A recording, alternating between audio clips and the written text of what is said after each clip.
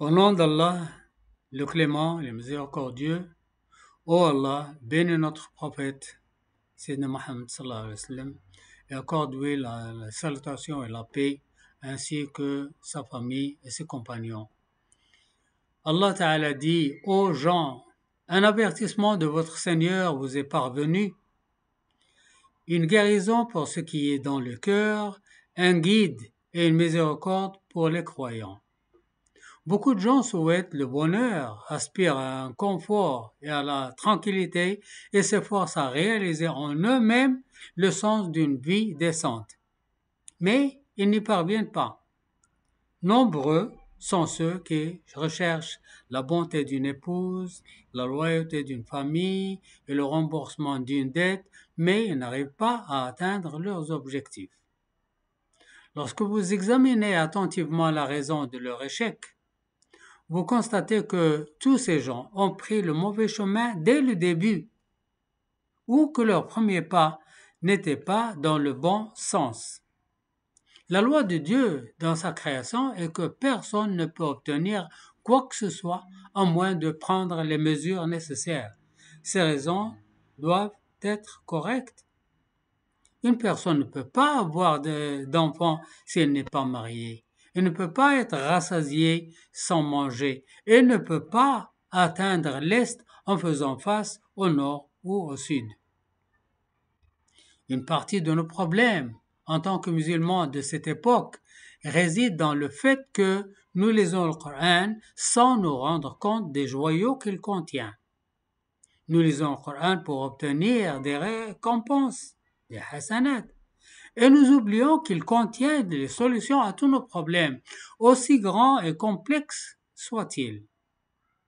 Dieu Tout-Puissant dit cependant qu'il est pour les croyants un guide et une miséricorde.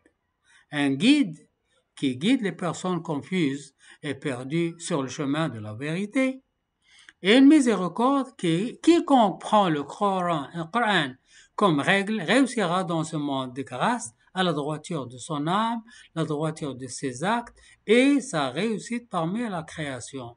Dans l'au-delà, il gagnera le paradis. C'est une invitation à ceux qui se plaignent de la pauvreté, du chaos, des problèmes familiaux, sociaux, psychologiques et autres, à réfléchir sur la parole de Dieu, à la comprendre et agir en conséquence. La première étape pour changer la condition de l'individu et de la société consiste à adopter les lois de Dieu Tout-Puissant pour le changement. Dieu Tout-Puissant dit, en vérité, Allah ne modifie point l'état d'un peuple tant que les individus que le composent ne modifient pas ce qui est en eux-mêmes. Nous constatons tous que les rues des pays développés sont propres, que nos rues sont sales, et que la solution est entre nos mains. Nous ne jetons pas les déchets dans la rue. Si tout le monde arrêtait de jeter les déchets dans la rue, à quoi ressemblerait le pays tout entier? Ce sera propre, bien sûr. Qui sont tous les gens? C'est moi, c'est toi, c'est l'autre et l'autre. Si nous arrêtons de jeter les ordures dans la rue, nous verrons un beau spectacle dans la rue qui est une protection contre les maladies, un réconfort pour les yeux et un plaisir à Dieu. Le messager d'Allah, que Dieu le bénisse et lui accorde la paix, dit « Dieu est beau et aime la beauté ». Nous savons avec certitude que Dieu a pouvoir sur tout. Dieu Tout-Puissant a dit « Quand il veut une chose, son commandement consiste à dire « soit » et « c'est ». Mais il a détecté et il a décrété que ce monde serait guidé par la relation cause-effet. Le changement commence avec les gens. Les croyants comptent sur Allah dans toutes le croyant compte sur Allah dans toutes ses affaires. Il fait le premier pas et Dieu Tout-Puissant, dans sa générosité, bénit ce pas, aide sur le chemin et prend soin de la personne là où il l'attendait pas, car il prouvait qu'il n'est pas paresseux. Dieu Tout-Puissant dit, puis, une fois que tu t'es décidé, confie-toi donc à Allah. Allah aime, en vérité, ceux qui lui font confiance. Il n'aime pas les dépendants qui attendent que le ciel pleuve d'or. Le ciel ne pleuvra pas d'or. Celui qui veut gagner dans le monde si bas, qu'il bouge. Celui qui veut l'au-delà, qu'il agisse. Celui qui veut les deux, qu'il bouge. Dieu Tout-Puissant a dit à Myriam, secoue vers toi le tronc du palmier. Il fera tomber sur toi des dattes fraîches et mûres. Myriam pourrait-elle, dans toutes ses forces, déplacer le palmier? Et maintenant, alors qu'elle est dans son état le plus faible parce qu'elle est enceinte, et il lui dit de secouer le tronc du palmier. Le but n'est pas de bouger le palmier, mais plutôt de bouger la main. N'attendez pas que les autres vous nourrissent. Faites quelque chose et Dieu vous le bénira. Et il dit au sujet de Moussa, alors nous révélâmes à Moussa, frappe la mer de ton bâton.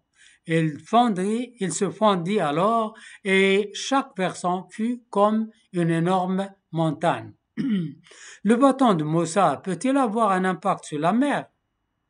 Mais ne pensez pas de manière défaitiste. Vous touchez la mer et Dieu accomplira l'action. C'est le cas pour toutes les questions. Vous ne souvenez pas de vos besoins. En vérité, c'est Allah qui est le grand pourvoyeur, le détenteur de la force, l'inébranlable. Il suffit au serviteur de préparer les causes, avoir l'espoir en Allah et qu'il soit positif. Le messager de Dieu, que les prières et la paix de Dieu soient sur lui, dit, une personne adopte la religion de son ami, alors que chacun de vous regarde qui il prend comme ami. S'il a des amis en chômage, ils se rassemblent chaque jour dans les rues, déplorent leur malheur, en maudissant les riches parce qu'ils leur ont volé leurs droits et qu'ils ne font rien pour améliorer leur situation. Cependant, s'il a des amis positifs, qu'il travaille et recherche un repas halal par quelques moyens que ce soit, il passe la journée au travail, il ne trouve personne pour s'asseoir avec lui, il est donc obligé de chercher un travail comme eux. Deuxième pas, utilisez la boussole, déterminez votre objectif, sachez que vous voulez, ce que vous voulez et ne soyez pas myope, que votre objectif soit l'au-delà, même si vous cherchez un bénéfice matériel.